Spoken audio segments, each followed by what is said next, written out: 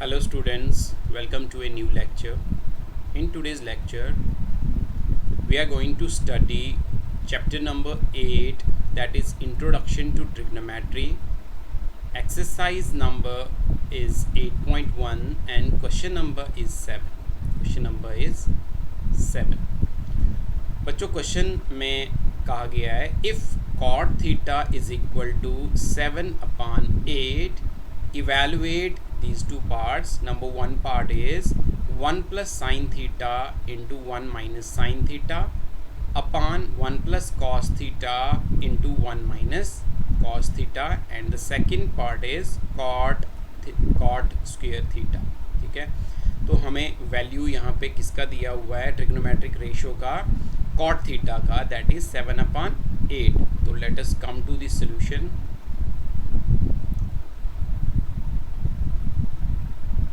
हम कंसीडर करेंगे एक ट्राइंगल इसके लिए बच्चों. Consider a right angled triangle A B C. देखो बच्चों, यहाँ पे किस एंगल की बात की गई है, हमारे ट्रिग्नोमेट्रिक रेशियो में थीटा एंगल की बात की है. तो ये जो ट्राइंगल है इसमें हम कोई भी बेस, कोई भी परपेंडिकुलर ले सकते हैं. तो इसीलिए मैंने ये क्या कंसीडर किया है, राइट एंगल्ड ट्राइंगल, और मैंने जो फिगर यहाँ पे ड्रा किया है उसका राइट एंगल्ड कहाँ पे है, राइट एंगल्ड एट बी. ठीक है, तो B मेरा राइट एंगल है, तो मैं इसी को BC को ही बेस बनाऊंगा, क्योंकि मैं कंसीडर कर रहा हूँ एंगल C को एज दिस एंगल थीटा. इस एंगल को मैं कंसीडर करूँगा एंगल थीटा. ठीक है, इस वाले एंगल को मैं कंसीडर कर रहा हूँ एंगल थीटा. तो इस एंगल के हिसाब से BC जो है वो इस ट्राइंगल में बेस बन जाएगा, AB परपेंडिकुलर बनेगा, और हमें पता है कि 90 डिग्री के अपोजिट में जो साइड होती है वो उसको कहते हैं हम हाइपोटेन्यूज. ठीक है, तो हाइपोटेन्यूज AC बन जाएगा इस केस में. ठीक है, तो कंसीडर किया हमने एक right angle triangle ABC, right angle at B. उसके बाद हमें गिवन दैट, क्या रेशो गिवन है हमें, trigonometric ratio given that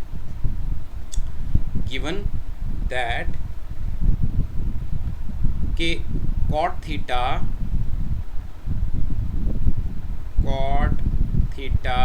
is equal to 7/8. हाँ, एक और चीज़ मेंशन करना ज़रूरी है यहाँ पे कि हमने थीटा एंगल जो है वो एंगल C को लिया हुआ है, एंड यहाँ पे मैं लिख भी देता हूँ angle ACB is equal to theta, और इस ट्राइंगल का जो ACB एंगल है उसको मैंने थीटा कंसीडर किया हुआ है. अब देख लेते हैं यहाँ पे कि cot थीटा किसके इक्वल दिया हुआ, हमें दिया हुआ है 7/8 के, और हमें पता है कि ये ट्रिग्नोमेट्रिक रेशो जो है cot वो किसके बराबर होता है, बेस अपॉन परपेंडिकुलर. ये होता है tan का रेसिप्रोकल. cot आपको अब टेबल आई होप के लर्न ही होना चाहिए, जो मैंने आपको टेबल ट्रिग्नोमेट्रिक रेशियोज को लर्न करने के लिए बताया हुआ था, ये टेबल आपको लर्न होना चाहिए. तो क्या कहा था मैंने, पंडित बद्री प्रसाद हर बोले. तो ये tan होता है, यहाँ पे हम साइन कंसीडर करते हैं, यहाँ पे हम कॉस, और ये हम tan लेते हैं. ठीक है, विद एक्यूट एंगल्स. ठीक है, तो tan का रेसिप्रोकल मैंने अभी कहा आपको, cot यहाँ पे होगा तो बेस अपॉन परपेंडिकुलर, वही मैंने लिखा बेस अपॉन परपेंडिकुलर. तो इससे मुझे क्या पता चलता है कि इसमें मेरा जो बेस है दैट विल बी 7, एंड जो मेरा परपेंडिकुलर है दैट विल बी 8 यूनिट्स. ठीक है, तो ये बेस को मैंने BC यहाँ पे लिया हुआ है which is 7 units, and AB is my perpendicular which is 8 units. ठीक है, तो जैसा कि हम पहले वाले जो पार्ट्स हैं, इसके पहले वाले क्वेश्चन जो हैं उसमें करते आए हैं कि जब हमें एक राइट एंगल ट्राइंगल की दो साइड्स पता होती हैं तो हम थर्ड साइड फाइंड करते हैं पाइथागोरस थ्योरम को यूज़ करके. So same way we are considering that. सो मैं पहले यहाँ पे थोड़ा सा रिलेट करता हूँ फिगर के साथ. सो हेयर लिखूँगा मैं, सो हेयर ये जो मेरा BC साइड है, BC side is 7 and my second side which is AB वो किसके इक्वल दिया गया है, वो है 8 के इक्वल, ठीक है। So we need to find here AC, तो AC हमें क्या करना है, फाइंड करना है। सो यूजिंग पाइथागोरस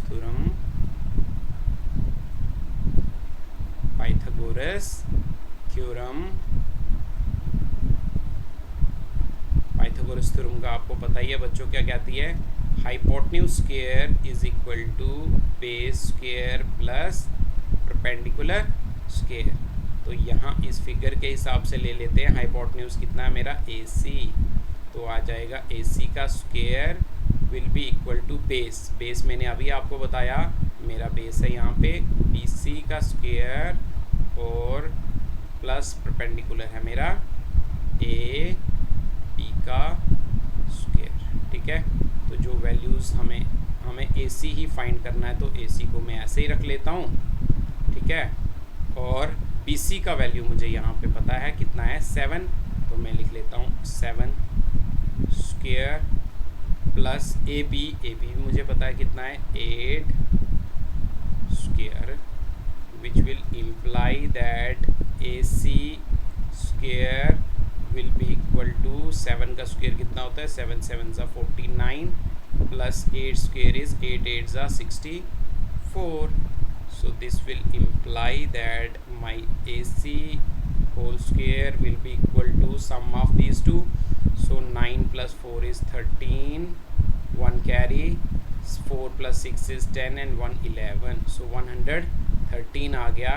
और इसको हम फर्दर इम्प्लाई करेंगे, अगर हम स्क्वायर को ट्रांसपोज कर देंगे तो ये बन जाएगा स्क्वायर रूट ऑफ 113, ठीक है। तो 113 जो है मेरा AC का वैल्यू आ गया। क्योंकि ये परफेक्ट स्क्वायर नहीं है तो मैं इसको एज इट इज़ रहने दूंगा, ठीक है। तो AC मेरा कितना आ गया, अंडर रूट ऑफ 113 मैंने लिख दिया, ठीक है। अब मुझे जो भी ट्रिग्नोमेट्रिक रेशोज चाहिए हैं मैं उनको निकाल सकता हूँ, ठीक है। तो अब नेक्स्ट करते हैं। पहले तो फर्स्ट पार्ट के लिए जो है, फर्स्ट पार्ट के लिए मुझे क्या करना है, उसके लिए मुझे दो ट्रिग्नोमेट्रिक रेशियो चाहिए बच्चों। देखो साइन और कॉस, साइन और कॉस सभी जगह पे साइन और कॉस की बात की है, तो मैं पहले क्या कर लेता हूँ, साइन फाइंड कर लेता हूँ, ठीक है।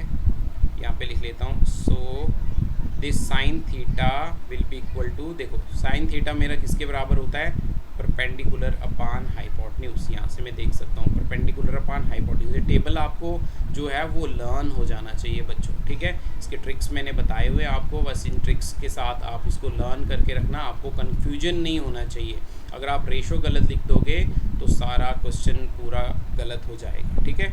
तो इसको ध्यान से आपने रेशोज़ को लिखना है और उनकी वैल्यूज़ को देखो। परपेंडिकुलर मेरा यहाँ पे क्या है, AB, तो मैं डायरेक्टली लिख लेता हूँ, ये लिखो, चलो AB लिख लेता हूँ और उसके अपान हाइपोटेन्यूज है मेरा AC, तो वैल्यूज़ लिख दूँ अगर तो आ जाएगा 8 अपान अंडर रूट ऑफ 113, ठीक है। दूसरा वैल्यू क्या निकालना मुझे, एंड कॉस थीटा की वैल्यू निकालूँ अगर मैं, तो वो होता है बेस अपान हाइपोटेन्यूज। ये देखो cos theta is base upon hypotenuse, तो बेस मेरा है यहाँ पे BC अपान AC, तो ये आ जाएगा किसके बराबर बच्चों, 7 अपान अंडर रूट ऑफ 113। अब जबकि मुझे पार्ट फर्स्ट के लिए जो भी ट्रिग्नोमेट्रिक रेशियो चाहिए थे मैंने वो निकाल लिए हैं। अब सॉल्व करते हैं फर्स्ट पार्ट के लिए। तो ये मैं फर्स्ट पार्ट के लिए सॉल्व कर रहा हूँ। क्या लिखा हुआ था यहाँ पे, ये यहाँ पे लिखा हुआ था 1 plus sine theta into 1 minus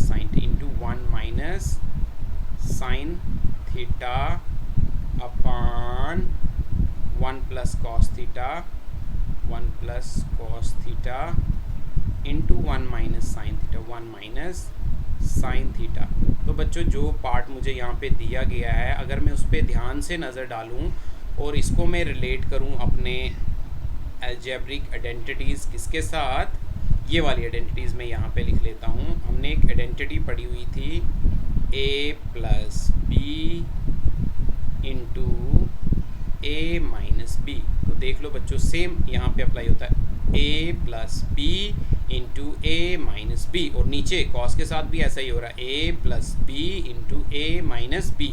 sorry, मैंने यहाँ पे कॉस की जगह पे साइन लिख दिया है बाय मिस्टेक, तो यहाँ पे साइन नहीं है, यहाँ पे है कॉस, तो यहाँ पे मुझे लिखना है कॉस थीटा। ठीक है, तो a plus B into A minus B, हमें पता ही है आइडेंटिटी किसके इक्वल होती है, A square minus B square. तो मैं इस आइडेंटिटीज़ को, ये जो हमें पार्ट दिया गया है, इस पे ये आइडेंटिटी अप्लाई करके इसको लिख सकता हूँ, ए स्क्वेयर मीन्स 1 स्क्वेयर, ठीक है, 1 square is 1, minus B square is sine square theta, upon यहाँ पे भी अप्लाई करूँ तो ये बन जाएगा 1 माइनस कॉस स्क्वेयर थीटा। तो ये फर्दर किसके इक्वल आ जाएगा बच्चों, ये फर्दर आ जाएगा किसके इक्वल, ये मैं यहाँ पे लिख के बताता हूँ। अब वैल्यू सब्स्टिट्यूट करेंगे तो 1 as it is minus sine का वैल्यू क्या है, साइन का वैल्यू है 8 अपान अंडर रूट ऑफ, तो आ जाएगा 8 अपान अंडर रूट ऑफ 113, लेकिन उसका स्क्वायर भी लेना पड़ेगा क्योंकि साइन का स्क्वायर है बच्चों, ठीक है, अपान 1 माइनस कॉस का स्क्वायर, कॉस कितना वैल्यू है 7 अपान, तो लिख लेते हैं 7 अपान अंडर रूट ऑफ 113 का होल स्क्वायर। ठीक है, फर्दर इसको मुझे इवैल्यूएट करना है, थोड़ा सा स्पेस भी चाहिए, तो मैं यहाँ से इवैल्यूएट करता हूँ, लेकिन रीज़न मेरा बीच में आ गया ना, ठीक है, तो यहाँ से इवैल्यूएट करता हूँ नेक्स्ट पार्ट के लिए। कैसे आ जाएगा, will be equal to 1 minus 8 square is 64 and 113 square root of 113 का स्क्वेयर हो जाएगा 113। हमें पता है स्क्वेयर और अंडर रूट एक दूसरे को ख़त्म कर देते हैं, ठीक है, तो ये इज इक्वल टू, मैं यहाँ के बजाय मैं इसको यहाँ लिखूँ तो बेटर रहेगा। सो 1 माइनस 7 7 49 अपान 113। तो अब हमें ये जो हमारा क्वेश्चन है वो कहाँ पे पहुँच गया, हमारा रैशनल नंबर्स का सिंप्लीफिकेशन आ गया, यहाँ पे रैशनल नंबर्स का सब्ट्रैक्शन आ गया। तो हमें पता है रैशनल नंबर्स का सब्ट्रैक्शन हम कैसे करते हैं, एलसीएम ऑफ डिनोमिनेटर्स लेके। सो 113 आ जाएगा, 113 1 सा 113 और माइनस बन जाएगा यहाँ पे 64, अपान में क्या आ जाएगा, इसका भी एलसीएम जब हम लेंगे तो 113 ही एलसीएम आएगा, और यहाँ पे आएगा 113 माइनस 49। ठीक है, जब ऐसा कंडीशन आता है बच्चों तो हम क्या कर लेते हैं, नीचे वाला जो फ्रैक्शन होता है पहले तो सब्ट्रैक्ट करेंगे ना, उसके बाद देखते हैं। ठीक है, तो मैं डायरेक्ट लिख लेता हूँ क्योंकि थोड़ा सा स्पेस की कमी है यहाँ पे।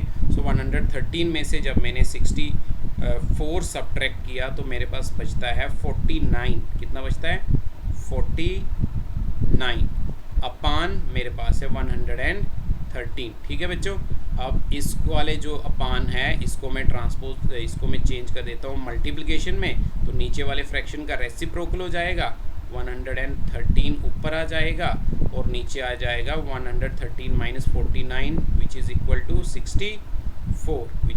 64, तो ये 113 वन सा ख़त्म, हमारे पास बच गया 49 अपान 64।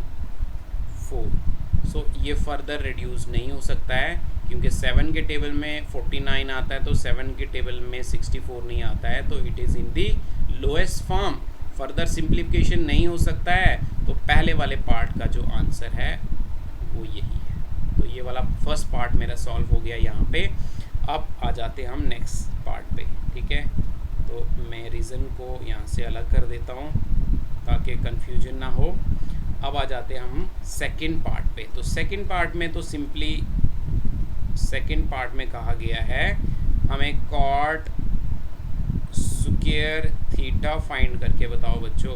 तो हमें पता है कॉट स्क्वायर थीटा बच्चों पता है किसके इक्वल होता है, कॉट थीटा का होल स्क्वायर, ये सेम ही होता है। ठीक है, एंगल का स्क्वायर नहीं होता, यहाँ पे रेशो का ही स्क्वायर होता है। ठीक है, तो एंगल सेम ही रहता है। तो इसको मैं लिख सकता हूँ, देखो कॉट का वैल्यू तो हमें गिवन था बच्चों, कितना था 7 अपान 8। कॉट थीटा का कितना वैल्यू था 7/8। अब सिंपली हमें क्या करना है, उसका स्क्वायर करना है। तो ये स्क्वायर कर दिया बच्चों मैंने, 7 का स्क्वायर 49 और 8 का square 64। This is the answer for the part number 2।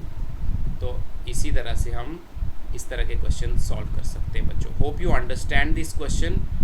So see you in the next session. Till then take care, bye bye.